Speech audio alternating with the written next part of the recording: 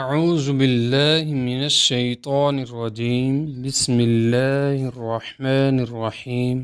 رسول اللہ صلی اللہ علیہ وآلہ وسلم نے فرمایا کہ جو شخص رات کو اٹھے یا اس کی اچانک آنکھ کھل جائے تو وہ یہ کلمات پڑھے: لا الہ الا اللہ وحدہ لا شریک لہ لہ الملک ولہ الحمد وہو علی کل شیء قدیر واللہ اکبر ولا حول ولا قوة الا باللہ۔ اور اس کے بعد یہ دعا پڑھے: اللہم اغفر لی، اے اللہ میری مغفرت فرما۔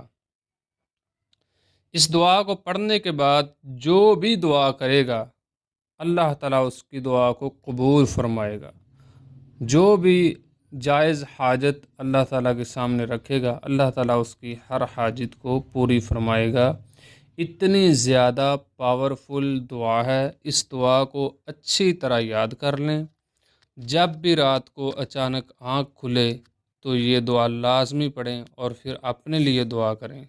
اللہ تعالیٰ عمل کی توفیق عطا فرمائے۔